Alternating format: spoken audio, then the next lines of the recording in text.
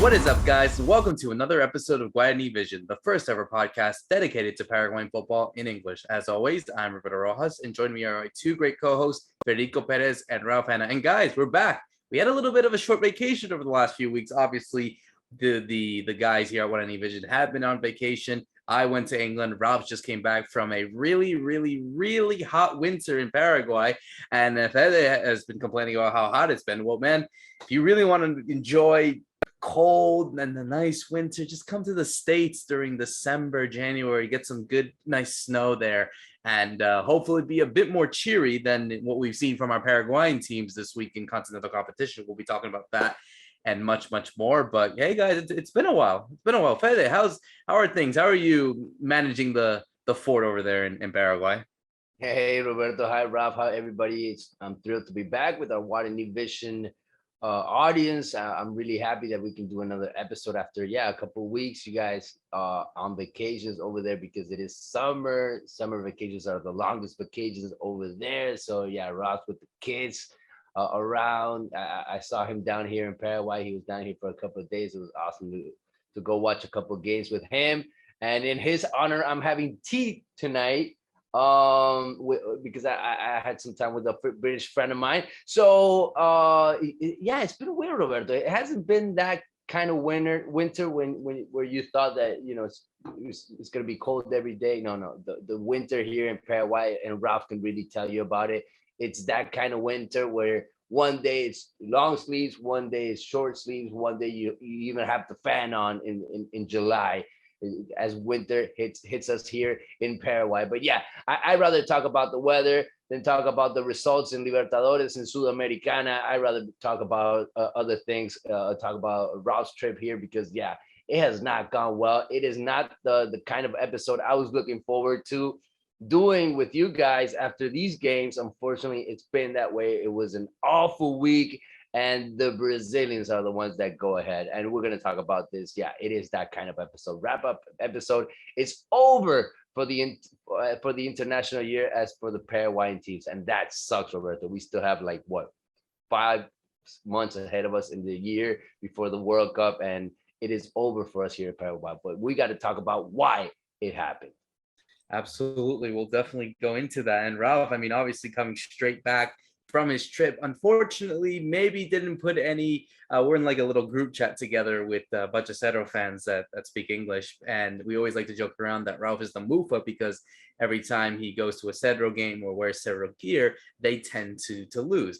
But you should have rubbed that Mufa on some of the Brazilian sides because they have just had a 1-2-3 perfect punch at all these teams, just a complete knockout punch. If this was a boxing contest, it would be no contest after what we've seen from these guys. But I honestly, if it was up to me and Fede, I'd love to talk about Ralph's trip more than talk about what's been going on with these Paraguayan teams and continental competitions. But nevertheless, we will do so at Guarani Vision. Yeah, we can. We're gonna have to go into it. I mean, I was there for part of the run against the Brazilian teams because I went to Cerro against Palmeiras, the first leg, which ended 3-0 to Palmeiras there in La Nueva Olla, where we'll talk about it in more detail, but kind of Cerro seemed like they were doing quite well for about 60 minutes until it fell apart.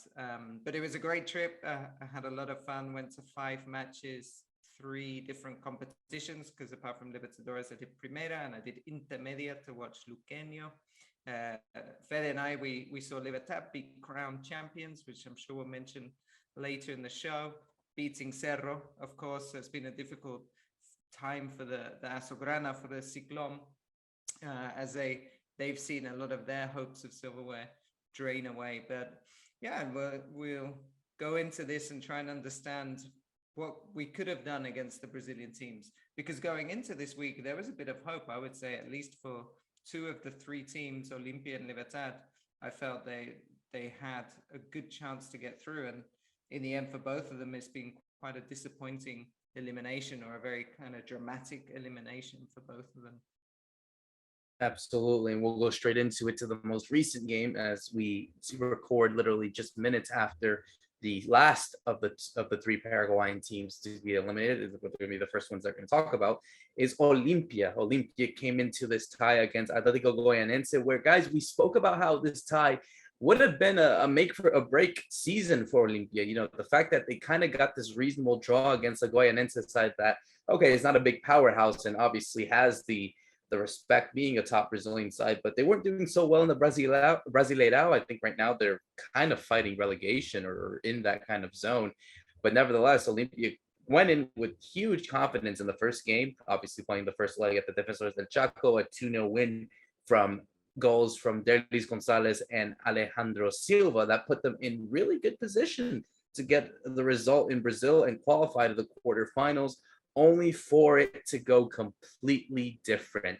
2 goals in 4 minutes in the first 8 minutes. That is a goal from Diego Churin, obviously an ex-Cerro Porteño player who loves to score against Olimpia, scored a memorable goal against them in an El Clásico once, so clearly has that in his DNA before Ayrton scored the second goal to tie the series.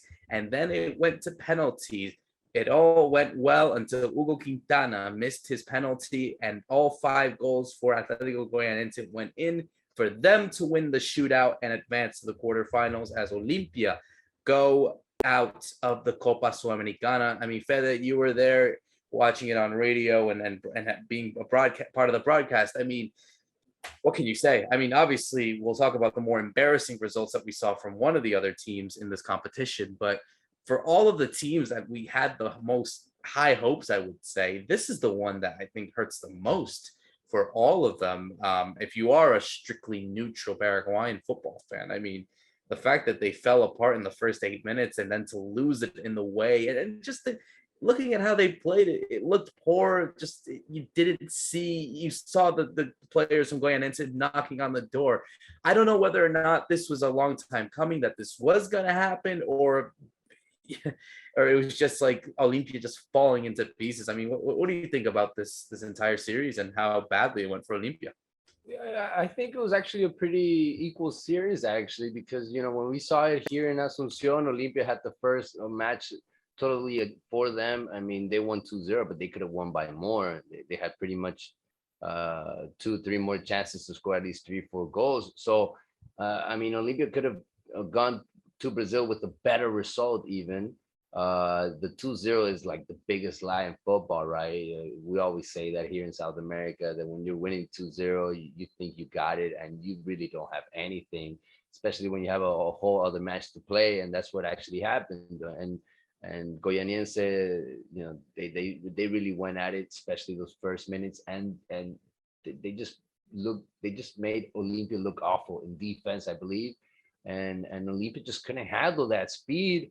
And 7 minutes in, they were 2-0 down, and then Goianense had several opportunities in that first half to already score that third shot, that third goal, and I think it looked really bad for Olimpia. I think they were able to survive that first half, and in the second half, I do think it was pretty equal, and they even had a couple of opportunities. But yeah, Olimpia didn't show their best stuff in Brazil. They couldn't do their game plan, I believe, especially because of those 2 early goals that kind of took the players away.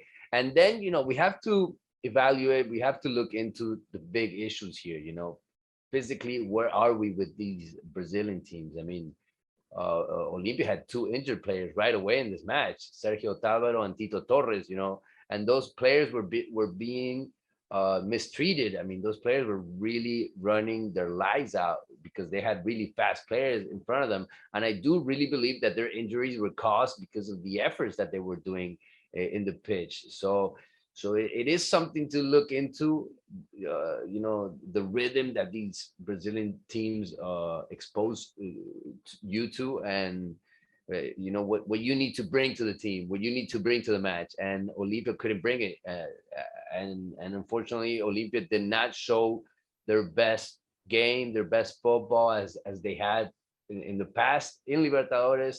And I do think also in the first game, and the Brazilians took it away from them in the penalties. I was actually surprised to see Hugo Quintana and not Derlis Gonzalez there shooting that penalty. Maybe Derlis was the 5th penalty, and we didn't even get to see him because Olimpia only shot 4.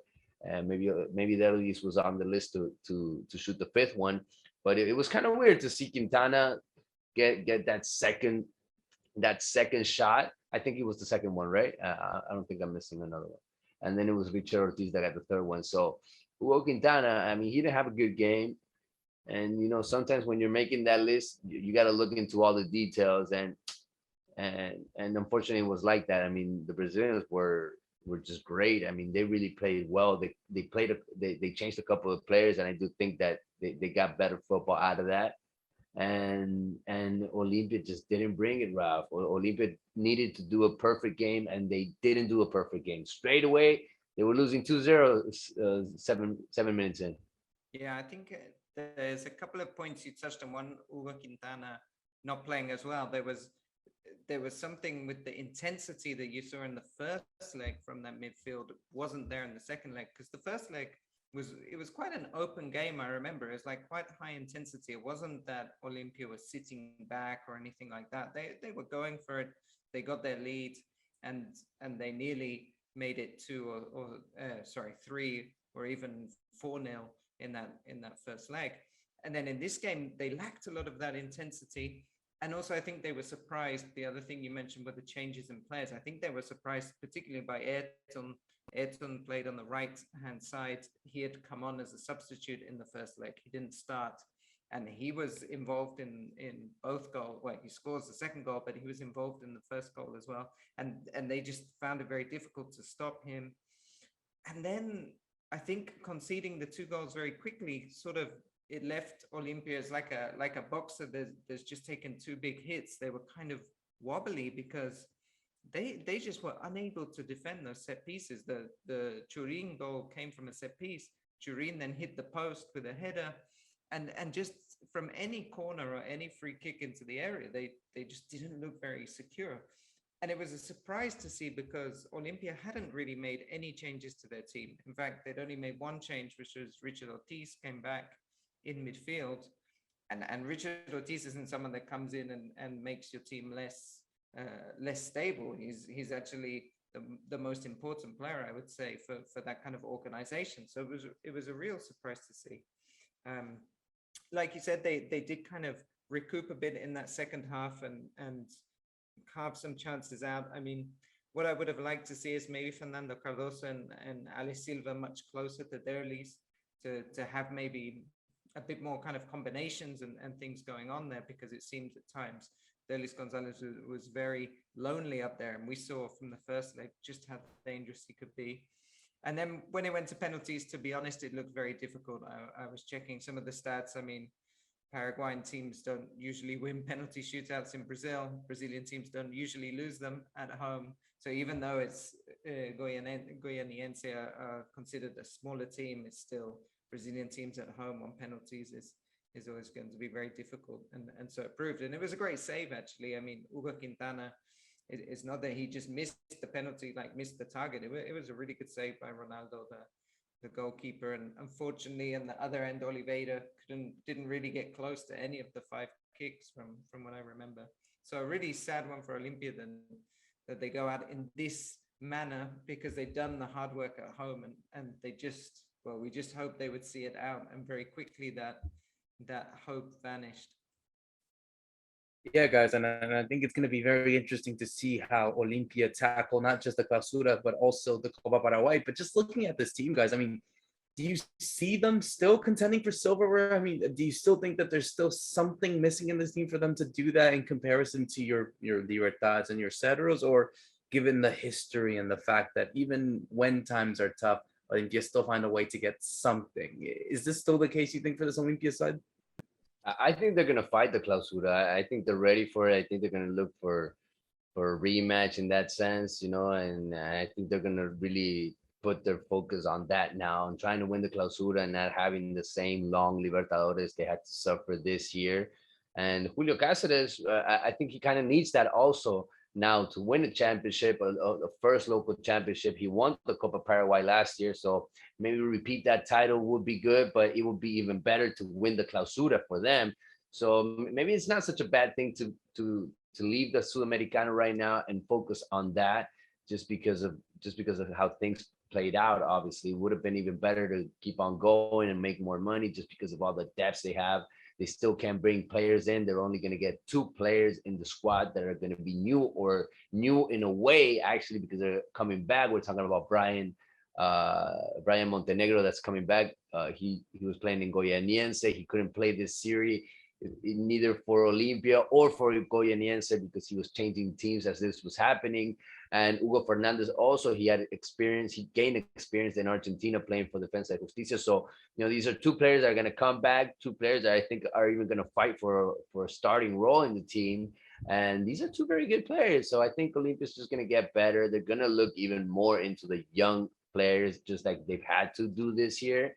And look, I think that's the positive thing. They can look out of this Libertadores. I mean, leaving Libertadores and now Sudamericana, that the experience that some of these players gained. Luis Zarate in defense. This guy made the national team for the first time in his career. He played international games like never. He didn't have this chance before. In midfield, Hugo Quintana, yes, he missed a very important penalty, but he keeps on gaining experience. Marcos Gomez also, he wasn't at this game, but he played the first leg. Guillermo Paiva, those are some players that really played a lot during this season. And you hope that these players can build on that. You hope that next year these players coming stronger to the next Libertadores or Sudamericana. We'll see where Olimpia ends up next year playing, because as of right now, they are not playing Libertadores. They need to win the Clausura for that. They had a really good finish to the league, and they actually picked up 43 points, I think was a record or close to a record for a 3rd place team. So although it seemed they finished so far behind Libertad, they were 14 points behind. That's because Libertad themselves made a record or equaled a record for the number of points. So they actually had a really good run in at the end of the Apertura, but it kind of got overshadowed by Libertad and Cerro fighting out their league title. So I don't think they're that far off as Fede mentions. And what we'll see especially with Cerro, maybe not so much with Libertad, but they're going to have some changes, it seems. They've already lost Alan Benitez, so we'll see how many squad changes they have after their elimination, whereas we know Olympia's pretty much this team is going to stay together, and they're not bringing people in because they can't, other than recalling their loans, as Fede mentioned. So I think they've got a good base there, and Julio César Cáceres is looking like a very good coach. I mean, undone today, but I don't think it was tactically they were undone. It was more individually by some of the Brazilian players and trying to keep up with that. The thing with this team, Rob, is that they need to sell, and I don't see a player that they can sell right now. I mean, they need money right now, and you don't see a player that's worth that much money in this squad as of right now. So I don't know how they're going to handle their situation as of the money that they need, and they're going to lose their stadium also. Their president has said it, that they're gonna transform their stadium. They're gonna build a couple of new stuff in their grounds. So apparently they're gonna play in Defensores del Chaco during the whole Clausura. So they're gonna lose their home ground also. So I think that's gonna be a disadvantage also for this team, or it could be an advantage to play in Defensores del Chaco. They've won championships before there.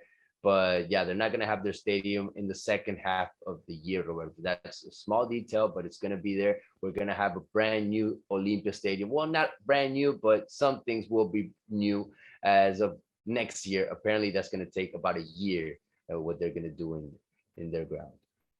Yeah, absolutely. Renovation is, of course, important for Olimpia's ground at Paraguay. But of course, yeah, losing that home support in a stadium that is not as big in comparison to other stadiums that you're packed into, that, and all of them being Olimpia fans, you kind of do lose that home field advantage playing at the Defensores del Chaco, especially with the way that the team has been performing so well. So interesting to see what happens to Olimpia as we switch gears to their bitter rival Cerro Porteño, who came into this tie against two-time reigning champions Palmeiras, a big David and Goliath battle, I would say, but there was no fairy tale ending in this one. No David surpassing Goliath, as Goliath smashed David in this one. First leg, Ralph, you were at that game, a 3-0 thrashing from Palmeiras. Like you said, they did well within the first hour before Ronnie scoring twice in 9 minutes, and then Murillo scoring to make it 3-0. there was some even tiny bit of optimism thinking that Cerro could do something in Sao Paulo. I personally didn't think so. A lot of people didn't either. And it went the way of the latter as they went down 5-0. Samudio on goal, the new signing, Brian Samudio, by the way, who just came from Toluca to play for Cerro Porteño, to play in this competition specifically, and only gets one chance in this tie, getting an own goal, and it just completely collapsed afterwards in the second half with 4 goals in 10 minutes. A brace from Ronnie, a wonderful bicycle kick, actually. I think it's definitely a Puskas nominee if I was given a vote for. And Gustavo Gomez also getting a goal as well. Ralph, I'll go to you on this one because, I mean, there's no words for this. It's an incomplete and utter embarrassment from Cerro Porteño, losing in the way that they did, 8-0 on aggregate. If there was any difference of how dominant not only Palmeiras has been, but also Brazilian football has been on all these South American sides, it was demonstrated in these 2 legs. But Cerro just, they didn't have anything. Literally, like, I wish I could express myself a bit more and thrash them as much as I can. But at this point, there's nothing more to said, especially even after the first leg where, let's face it, it was done in like this entire tie was done after the first 90 minutes there. Yeah, I think the tie was done after the first leg, because if you look at the team in this second leg, or you look at some of the changes that came on when Cerro were losing 1-0, 4-0 on aggregate, and he brings on Isaiah Gavilan, who's like almost a teenager who's hardly played much first team football. In comes Luis Vargas for Rodriguez, who's not as strong. Then I think is Junior Nogueira, Damian Boadilla. These are not like big players. He's bringing on some young players, and they just get blown away in those final 15 minutes last night, because 4 of the 5 goals come in the last 15 minutes. The game, the real chance they had was in the first leg when it's 0-0, about 55 minutes, I think is Lucena brings it down on his chest and shoots, and it goes over the bar. And I think if that had gone in at that moment, the story could have been very different. But 5 minutes later, Palmeiras scored the first one, and Cerro fell apart in that first leg. I mean, another thing to bring up in comparison to Olimpia, because Fede mentioned today about the injuries that Olimpia had in the first half. The same thing happened to Cerro Porteño had happened to Cerro Porteño in the first half of their game against Libertad in the championship decider, which was just a few days ahead of that first leg. So they were also suffering with kind of the number of games. And there was a feeling, especially in that first leg, that Palmeiras weren't maybe trying as hard as they could in the first half, or they were just going slow to try and see where Cerro's limit was, where their vulnerabilities were, and then they kind of upped the pace and it got much more intense. And we're talking about this with Goianiense as well. When these Brazilian teams really start to push and accelerate through, I think kind of physically and technically they're just so much on top of our teams. There's not much to say. I mean, it's the second time I think Chiqui Arce has conceded 5 as coach, because Cerro famously lost to Real Garcilaso of Peru in the altitude, and that was Chiqui Arce was coach. They've recently lost 5-0 in Brazil. They lost to Grêmio in 2018 when Zubeldia was coach. So I mean, they've seen this happen quite recently. Cerro, they lost 4-0 to Mineiro as well, I remember last year. So they're struggling. They're not really at this level. And of all the 3 ties, I think even before the first leg, this was the one that you thought was going to be the hardest against the defending champions. Yeah, the road ended for Cerro Porteño just as it did last year, right? I mean, they left in 2021 in the same stage, the round of 16, and it's over for them just as well this year against another Brazilian team. So, my big question is, what happened to this team from last year to this year to this game? What was Chiqui Arce doing this whole time? I mean, you thought that this team was going to get better. You thought that this team was going to be stronger up to this point. Yes, a lot of injuries coming from like the beginning of the year. Robert Morales, big, important player, forward. He was scoring everything. Yes. From there on, we have a whole bunch of other players that got injured that were very important for Cerro Porteño. Pica Lucena couldn't be in the second game either. Diaz, so many players. I'm not even going to talk about them because they weren't available. But the ones that were available, I mean, they played awful from defense, midfield, and forward. There was pretty much nothing to stand out in this team. I mean, yeah, the strategy in that first match, but with no forwards. I mean, it was just Brian Samudio up there, no Marcelo Moreno Martins, no Alfio Oviedo, no strikers to play at home to try to win this game. I mean, it was kind of weird, and you were just holding back. You were just waiting to try and keep that zero on your goal as much as you could. And then as soon as they scored, it was over, because once they scored the first one, the second one came in, and then the third one, and it could have been even more.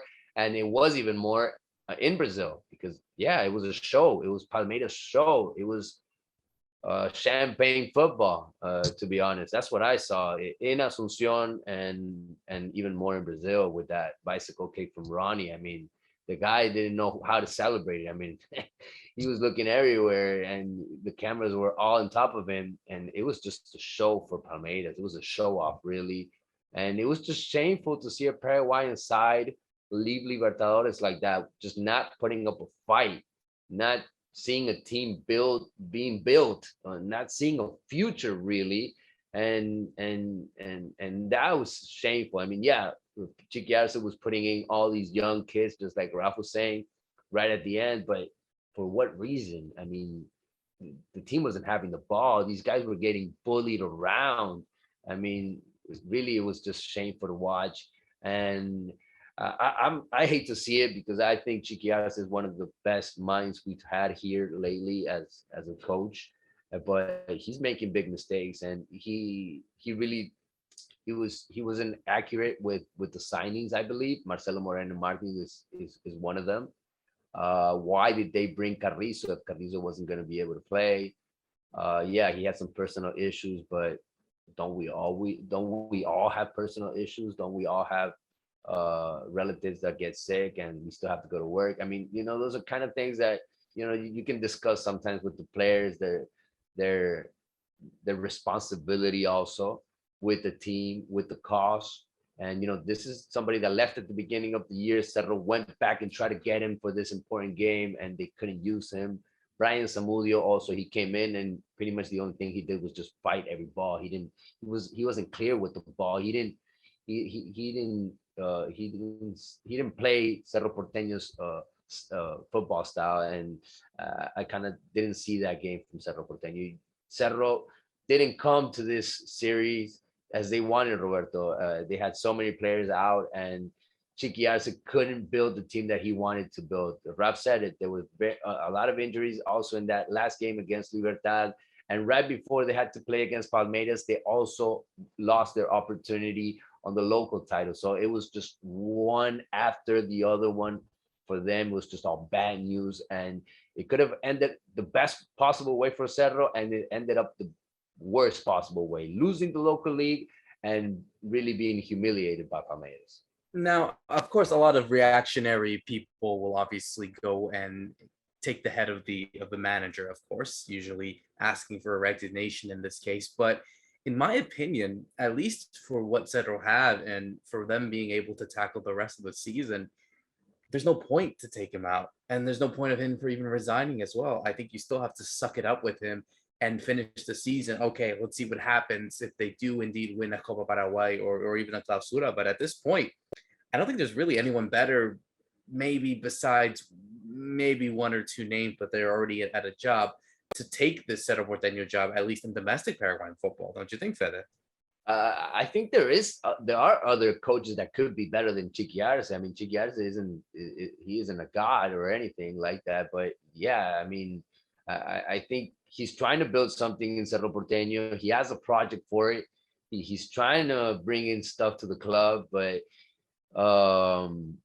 they signed the longest contract that I've ever seen a coach sign here in Paraguay. He has a contract up until 2024, when most coaches just sign a contract for the year, because the coaching role is like that here. I mean, you're not on the coaching job more than 6 months or a year unless you're the champion, and unless you get to be champion again, unless you win back-to-back championships, just like Garnero has done in Libertad. That's why he's been there so long. That's why he was so long.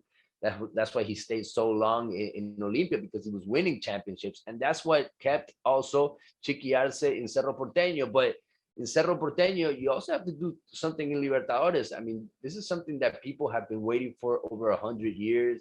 And this team needs to show something more in Libertadores. And they're gonna have to carry this on the rest of the year, and it's not gonna be easy for Chiqui Arce. It's not gonna be easy for the players. I mean, there are a lot of players that really didn't show up to this series. Claudio Aquino, Carrascal, a lot of players that you were waiting a lot more from, and that they didn't show up. So, they have a big debt now on the rest of the year that they're gonna have to try to pay off with the fans. And I think the only way they can do that is just winning the Clausura. I mean, that's the only way they're gonna forget about this. They had a good campaign in the Apertura. Libertad made so many points, but Cerro was the only one that fought them. But Cerro needs to show a lot more, and I do think it's that time to put in the young players. I mean, stop wasting money on big players, on big salaries if they're not gonna come in and make the difference. I mean, Marcelo Moreno Martins, I mean, maybe it's time to look into that contract again and to see if he's really worth it. I mean, I'm really disappointed from what I saw from the Bolivian, and I don't think he has done enough to maintain the position, to have the starting role that Chiqui Arce pretty much gave him. He didn't do much to gain that spot. Yeah, I think. Well, to the first point from Roberto about if Chiqui should go or should be replaced, I'm in agreement. There's not like a huge amount of people out there. Possibly Gustavo Morinigo, but he already coached Cerro and didn't do very well. So it's like, who do you bring in that hasn't already been there and done it? And then with the team, yeah, I mean, it has to be now. The focus has to be the Clausura. And I think what Chiqui Arce has always done very well is managed to rotate those players in and find, because we always saw that when we thought, who's going to be able to fill, I don't know, a role in central defense, and Pulpito Duarte shows up, right? Or what would they do with left back when somebody gets injured? And now they have about 3 left backs between Vargas, Rivas, and Coyote. So he always seems to find these different options.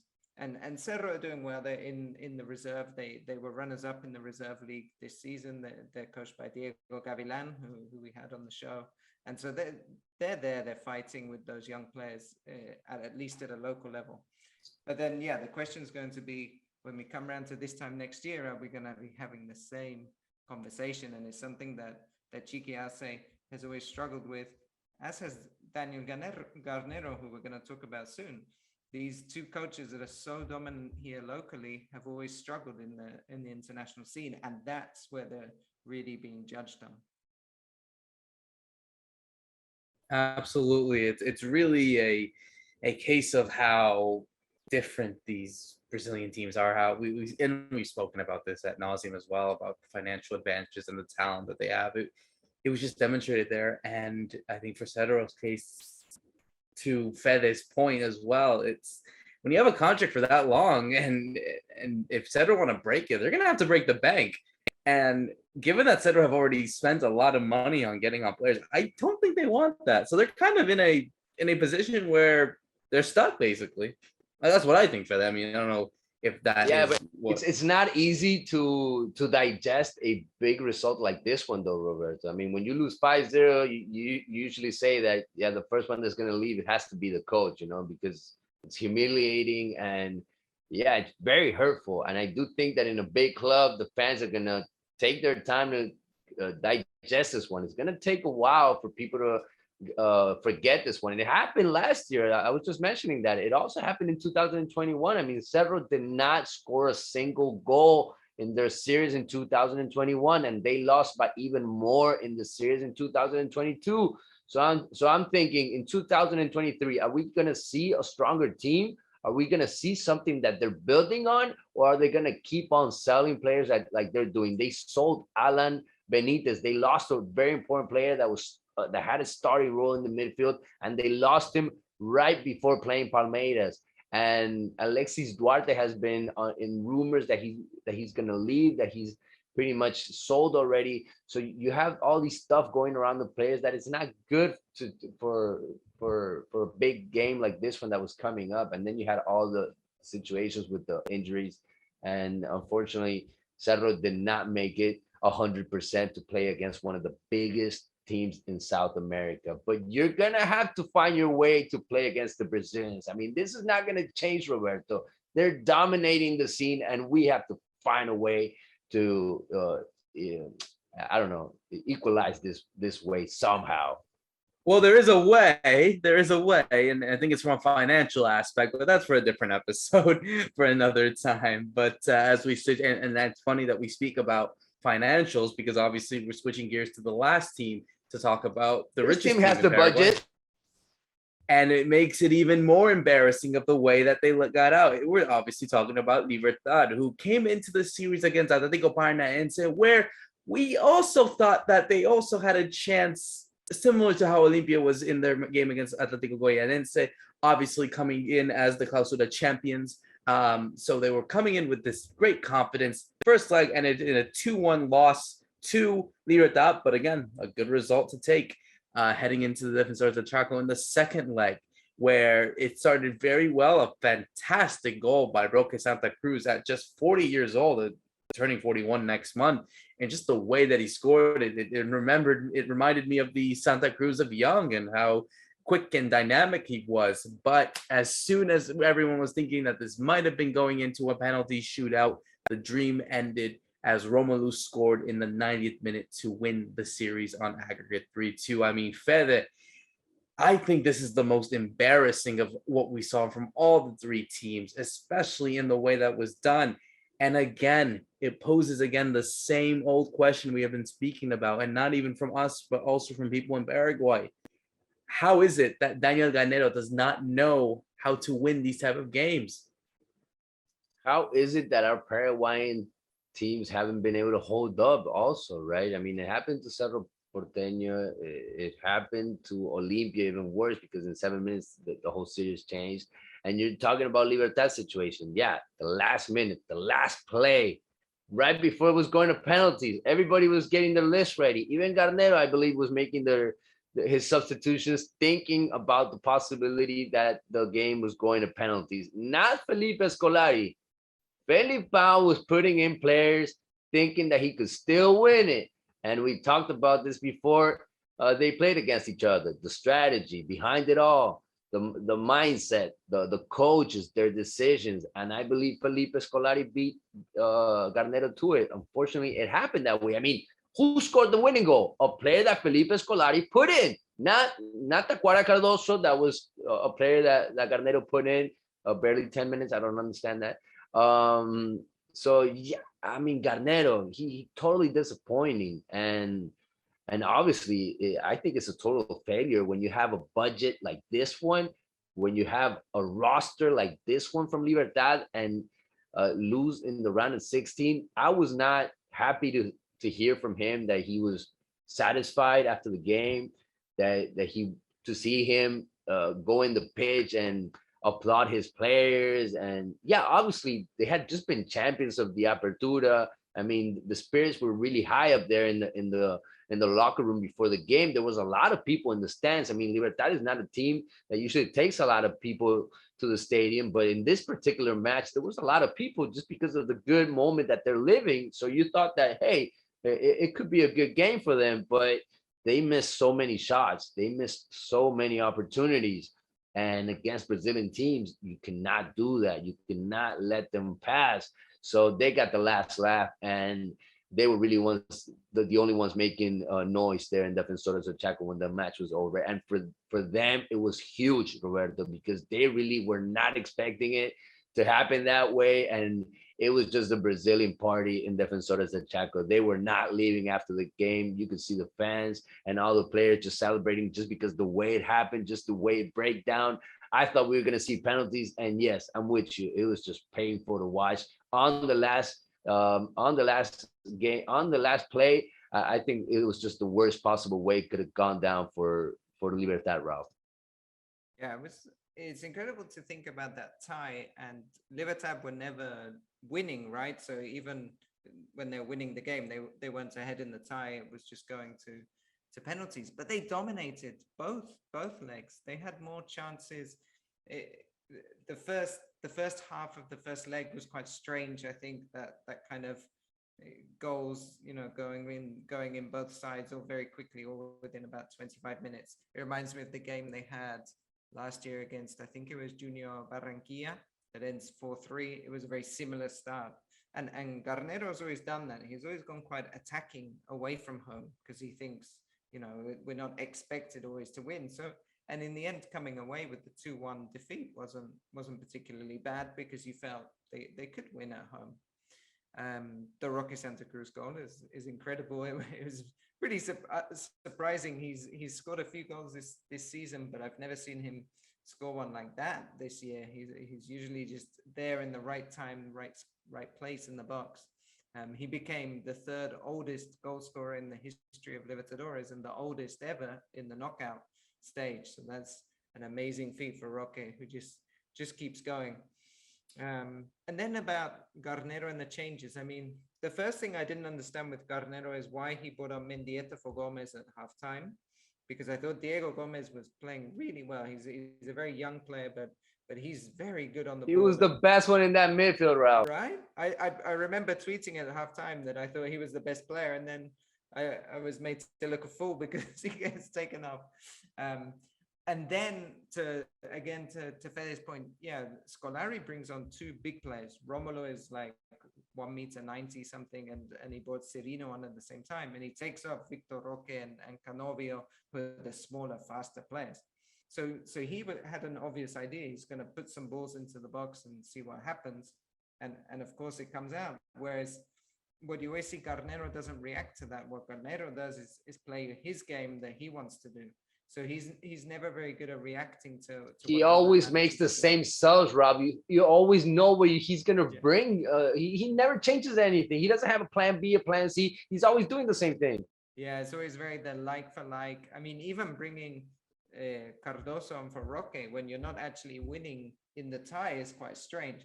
I mean, we understand he wants Cardoso on to take a penalty, but he could have brought him on for someone else and have both of them up front and have the two big guys fighting balls in the box, which is just what Paranaense did, and they're through. And yeah, it was a really disappointing one for Libertad, because I think of all the three teams that we've talked about tonight, Libertad is the team that has the biggest budget, the squad depth, and have the best.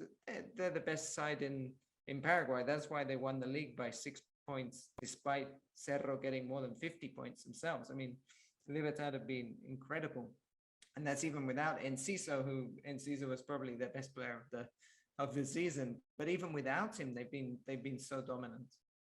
And without Tito Villalba, don't forget about him. He was very important in that first game, and I do think he could have made that difference. Unfortunately, he did get injured, and that was a big thing, Roberto. In all these three teams, they all had injured players. I mean, what's going on here in Paraguay? Why do we have so many injured players? Are we not taking care of ourselves? Are we working wrong? Are we doing stuff wrong in the clubs? I mean, I think we need to look into the whole situation, because this is not normal to have this many injured players when you need everybody on their top of their level. It does not speak well about our football. Well, I mean, we've had that chat before, of course, of why Paraguay didn't make the World Cup. And we did speak about how we're not developing, and not even just developing players properly. We're not even training them properly as well. You worry about that. And again, that's a whole conversation in itself, but just my 2 cents on it. It's frustrating and kind of concerning that this happens still in 2022, when the world's become so advanced, and sports medicine, it can be very much, accessible and obviously so many different ideas can come. It is very concerning to see this as well, but maybe that's just the aspect of how the Paraguayan game is being played nowadays. So, but as of right now, we have to be honest. I mean, Libertadores, Brazilians, and the Argentines have taken over. There's nobody else there but them. I mean, the difference is really set there. I mean, it's them, and the rest of us is down there. We'll see who can catch up. But as of right now, the Colombians are not looking tough. The Chileans are not looking good. I mean, it's not just us in Paraguay. You know, as the years go by, you can see that Brazil and Argentina are just getting ahead and getting even farther and farther from the rest. absolutely, it's very concerning to see. It's a demonstration of the financial talents and preparation aspect of it all, of why they've been so good. You look at it, and hell, you see it there. You just mentioned it. These injured players and the lack of depth in comparison to what these guys. I mean, if you want to know the best type of preparation, I think I saw this in a tweet. Palmeiras had gone to the first game at La Nueva Olla, and they had taken the flight back. I think they returned to Sao Paulo like 2-3 in the morning, and then they go back to training again at 9 a.m. I mean, if that doesn't demonstrate the discipline that Paraguayan teams don't seem to have, that's probably one of the reasons why we're still so far behind. But we'll see what happens to these Paraguayan teams as they now battle into a new competition, the Clausura, starting in a couple of days. Obviously, the Copa Paraguay is back as well, so we'll see if these teams can indeed get some silverware. Obviously, a competition that we love to talk about, so cannot wait to dive into it as we put a bow into another great episode of Guarani Vision. For myself, Roberto Rojas, Fede Perez, and Ralph Hannah, thank you so much for listening in. See you soon.